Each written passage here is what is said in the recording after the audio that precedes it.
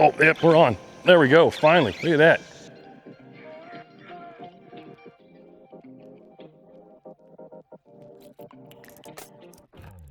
Yeah, welcome back to the channel. All right, so there's two big things going on in the bass fishing world as far as I know.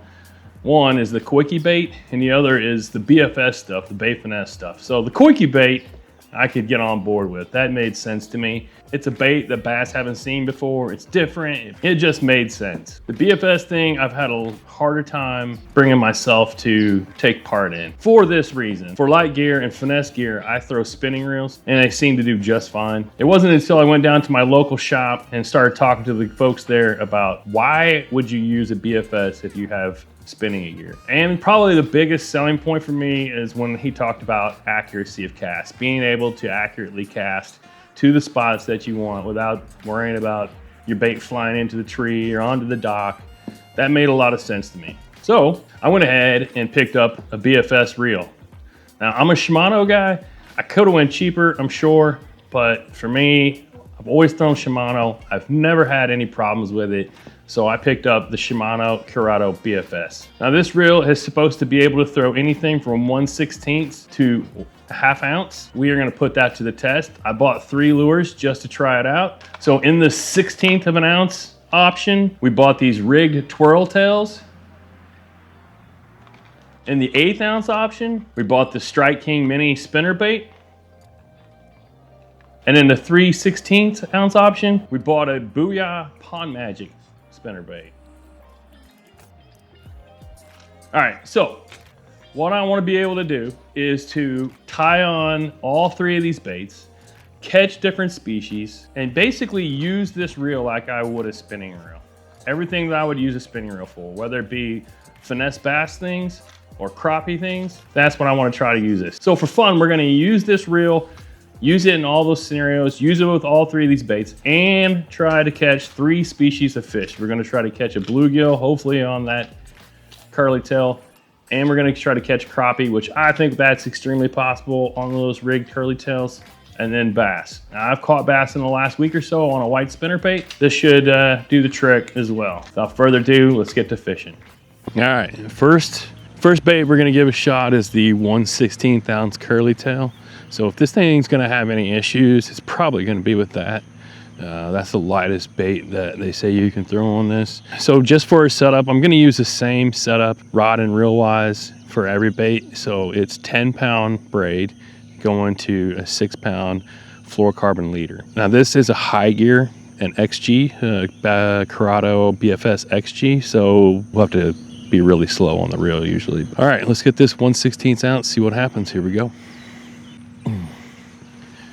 All right, I have always been taught that you set the brakes to about half, and then you set the knob until the bait's starting to fall, and then you tighten it back up a little.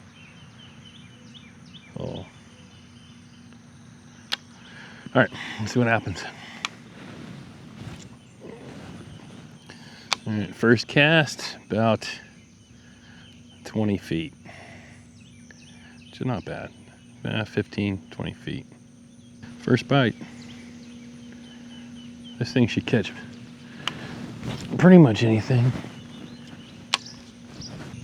There, oh, that felt like a good one. Pretty sure the brake goes to 6, and right now I have it set on 4. And I'm just adjusting the spool tensioner. But so far, no backlashes on this 1/16 ounce bait.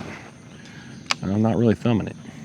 All right, let's get daring and turn the brake down to 3. This might be a mistake. That actually worked really well. I'm actually quite impressed. 1/16 of an ounce, and we're getting pretty much the same distance we would on a spinning reel. I honestly probably should have started with the heavier weight or heavier baits, because I mean, if it can throw this, you can definitely throw those lighter or those heavier baits. But we're gonna make it happen. You know, I thought the biggest surprise was going to be whether or not I could throw this bait, not whether or not I could catch a fish. Like I can usually catch crappie or bluegill pretty easy. And it's a rock. I caught a rock or a stick or something. But we set the hook in it. All right, let's see what happens right here. Still not the most accurate with it, and that's just user error. All right, let's do something. Let's get all crazy. We're on 3, let's go to 2. This is probably going to be backlash central here. Oh yeah, felt that. All right. That's partially my fault for not keeping my thumb on it. I really didn't get that any more distance out of it. Definitely going back to the 3. A few more casts. This is not the bait I thought I'd have problems catching fish on. But here we are. I mean, I'm getting good distance. So let it set. Oh. All right, no fish on that bait, but it did throw it very well. So we're gonna go up and switch out to the next bait, which is one of the spinner baits. We'll go next up and wait, see how well it throws that, and then I promise we'll retie that curly tail, catching fish here in a while. I just want to see if it'll throw these other 2 baits. So if it threw that one really well, even though I got a little risky with the break, but you know, you gotta push it to its limits. All right, now we're gonna throw this 1/8 ounce Strike King mini spinner bait and see how well it does with that. So I basically adjusted it up to like I did the other one, a little bit tighter here maybe. This is where it's barely falling. We can back off of it. You know, it's easier to back off of it than it is to that really casted well. But it's easier to back off of it than it is to backlash and have to redo everything and then tighten down. So we'll work our way back. That actually casted a long way. These are always the baits that's hard for me. These little like spinner baits, like an 1/8 ounce spinner bait is definitely, it's too small most of the time for bigger bait casters. But it's just weird throwing them on a spinning reel, for me anyways. This thing's letting this thing fly though. It's casting as far as any other reel I have on, whether either spinner or bait caster. So with these, and I haven't even, there we go. Nope, we had a bite. And if you're wondering, here's a bit of a wind right in my face. So playing with that too. Like, I don't want to get too crazy with the wind blowing right in my face. You might be able to see the chop on the water, probably not with this thing on wide, but you definitely need to turn the drag back a little with this light of line. But yeah, I mean, I'm not real good at thumbing a bait caster, so a lot of times my thumb is pretty much off of it. I'm back off a little bit, but I'm telling you, I would be happy with what I'm getting now, and that even made it better. But I mean, that's a good 30-40 yards, 30 yards. I could be wrong too. I didn't play football. All right, before it gets too crazy hot, I'm gonna go over here where I was catching bass on a wide spinner bait a few days ago. Maybe we'll catch another one. And part of me wants to back off on this even more, but the other part of me is like, I'm 100% satisfied with the distance I'm getting out of this, which was my biggest fear. That was my biggest fear as far as this reel went. I'd read things about the distance and giving up distance over a spinning reel, but I'm more than happy with the distance, especially on this lure. I'm sure on the next one will be even better. Just like to catch a fish so we can see what the drag's like. And like I said, there was a reason why I spent the extra money with the Shimano, because I own pretty much everything that they have, including Antares and the DCs and all of them. And you know, I have not from the SLX DC, one of the cheapest DCs made, all the way up to the Antares. I have not had any problems at all, and that's why I went with the Shimano. I was really close to buying an Aldebaran, that BFS. That thing's expensive, but now I'm kind of wondering, like, how much better could that thing be than this? Because this is really doing well. If you'd like to see me buy that Aldebaran, if we get 100 likes on this video, I'll go buy the Aldebaran. So if you want to force me to spend my money on that $500 reel, click the like button, and I will go buy the Aldebaran and put it up against this Curado BFS. I honestly don't think it could be much better, but we will see if you get this video to 50 or to 100 likes. The other thing is, this rod that this thing is on is not the right rod. It's not the right action. Probably it's way too stiff. So I'm gonna order a rod, and then we can revisit this.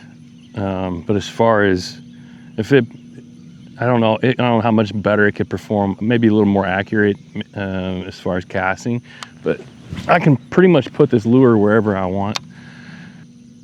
The only thing that I may change, and the only reason why I bought an XG, is because that's all they had in the BFS. And I've always been my thought has always been, I can slow my retrieve down. Nothing's worse than getting a reel that's 6-to-1 and you need it to go faster. And you got to really hammer on that thing to get it to go faster. At least with a higher gear ratio reel, you can slow down. I mean, yes, you can speed up with one of those lower geared, but man, you're really hammering it. I'm getting hit right there, but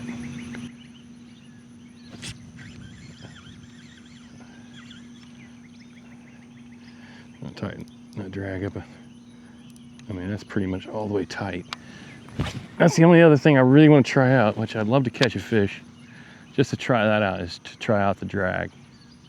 The other thing it's going to try out is my knot tying ability. So I tied this leader on with an Alberto knot, and I am not much of a knot tyer, so we will see if that thing can hold up.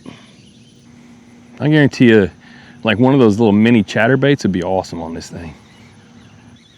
There's something right there hitting it, but I think it's a bluegill. There's a ton of bluegill in here.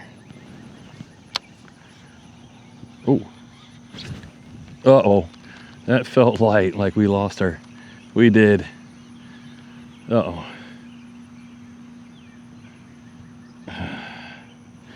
Well, we ain't catching anything on that. We have to go back and buy one of those. All right, next up is a 3/8 ounce spinnerbait from Booyah. I don't think this thing's gonna have any problem throwing this. It's just gonna be getting everything set right. It's probably gonna be the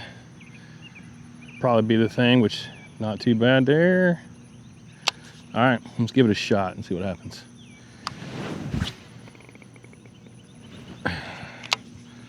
Yeah, smooth as butter. Still want to catch a fish just to see what this drag's all about. Throwing as far as any spinnerbait reel I've ever had. You know. And those are Shimano as well, so they're not cheap ones. I still think that's like a 40-yard cast. I could be wrong though. That's a way out there. It's, like I said, it's as far as any other rod and reel combo I have. Oh, yep, we're on. There we go, finally. Look at that. That drag's doing well. Look at that. First fish on the BFS is a bass. We got the bass out of the way.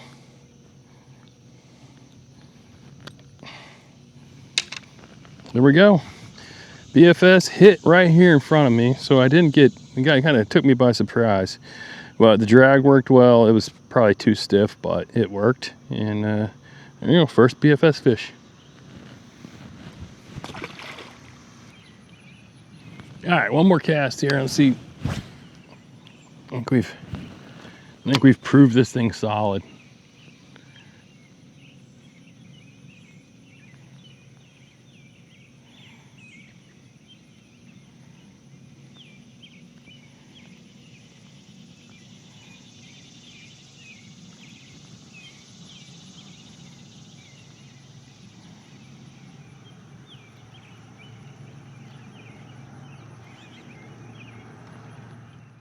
Hey, thanks for making it this far in the video. I hope you enjoyed, get something out of it. I wanted to give my rundown on what I thought of this Shimano Curado BFS. On the drive home after buying this thing, I had a little bit of buyer's remorse. I kept thinking to myself, man, did I just spend money on this and it's not gonna be worth it? After getting it out and throwing it, I think it's worth every penny. Being able to be accurate with light baits was very nice. That's one of the things that you just don't get with a spinning setup. The other part is, if you've ever owned a Shimano Curado reel, the quality is just always there. Every time you buy one, the quality is there, and this one's no different.